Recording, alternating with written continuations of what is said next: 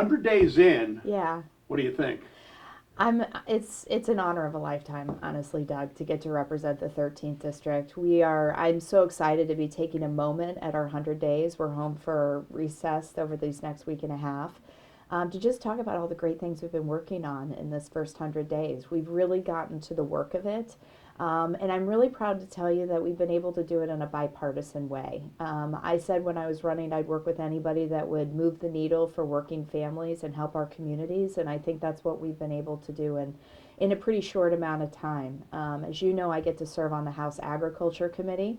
We've got a farm bill. It's a farm bill year. That only happens once every 5 years. So working across the party aisle with a couple of my colleagues on some really important initiatives, whether it's agricultural research. As you know, from Decatur to Champaign, we are the ag tech corridor of the country, leading the way in things like precision agriculture. Some of the innovative work that's happening here at Richland Community College, but also Parkland Community College, is really inspiring.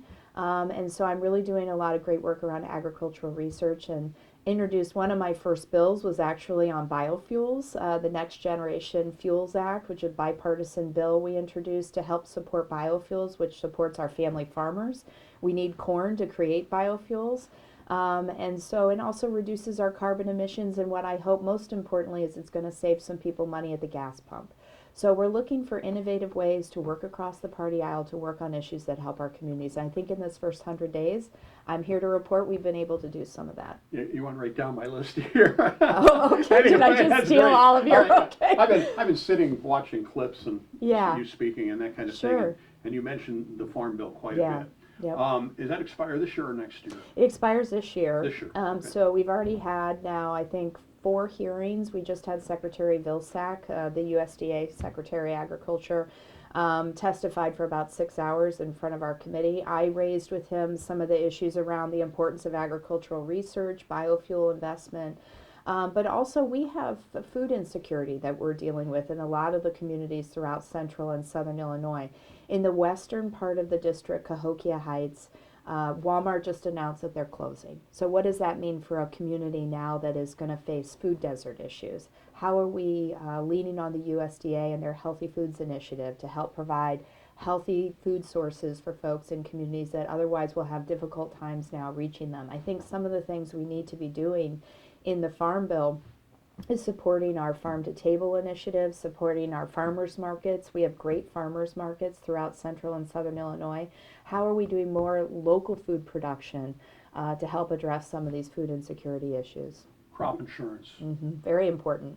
How important is that? Well, I'll tell you, it's really important because in central and southern Illinois, as we've been dealing with tornadoes now, it seems like every other week we've got another massive storm. On the western part of the district within Mississippi, and flooding. This creates a lot of uncertainty for our farming community and for family farmers. And so this is a bipartisan issue. I was just with Congresswoman Mary Miller yesterday. We were doing a discussion around the agriculture, around ag and the ag committee and the farm bill. Both of us agree on the importance of crop insurance. Some of the other members, Democrat and Republicans, agree on this issue as well. It helps to create more of a safety net for our family farmers, and we really need that right now. A lot of our agricultural products go down the Mississippi and Illinois rivers. Our locks and dams, some of them have had some recent work, but not a lot. Yep. What is your thought on the locks and dams? It's incredibly important. On the Mississippi, we need to be continuing to invest in our locks and dams. There was some critical investment, thanks to the work of people like Senator Durbin, to make sure that we had that investment on the upper side of the Mississippi toward the Quad Cities. But we need to make sure that that investment continues to move down toward the communities that I'm honored to get to represent. And so I'm going to be fighting to make sure we're bringing back federal infrastructure dollars, not just for our roads and bridges, which is really important, but for our locks and dams. As far as the Farm Bill, do you get pushback from the urban areas, from like New York City or Philadelphia? I can't even imagine who's pushing back, but do you get pushback from the bigger cities that aren't really that familiar with farming? Well, I think the thing that's important about the Farm Bill, about 85% of the Farm Bill funds are nutrition programs. So no matter whether you're living in a city or a rural community, you're benefiting from those nutrition programs.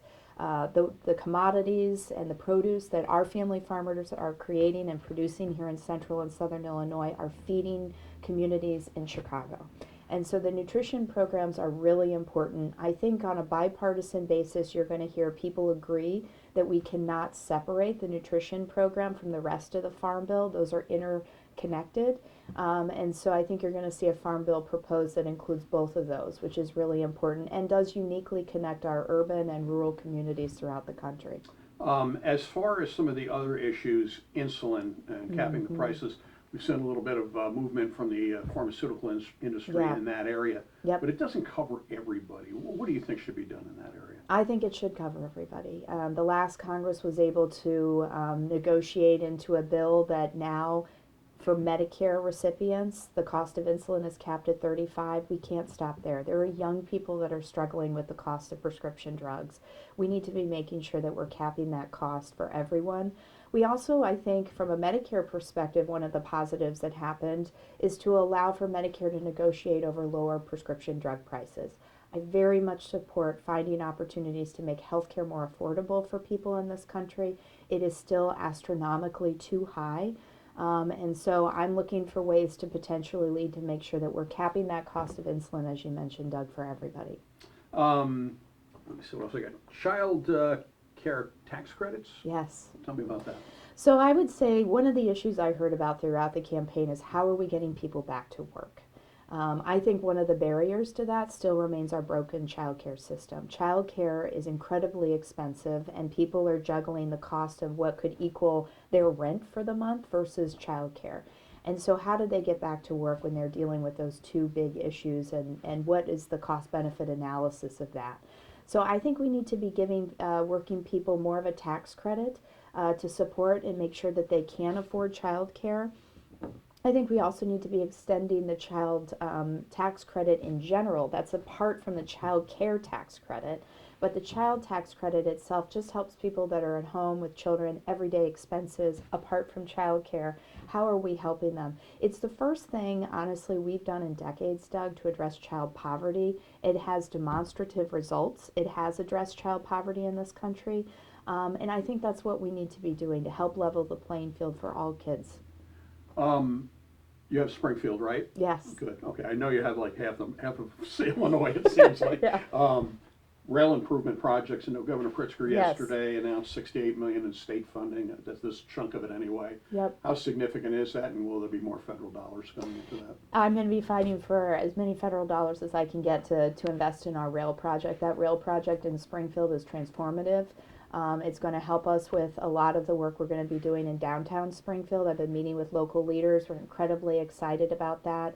I'd also just mention another project that I've submitted for federal support is the Pillsbury Plan. It's a nonprofit that's working to actually do something with that property on the east side.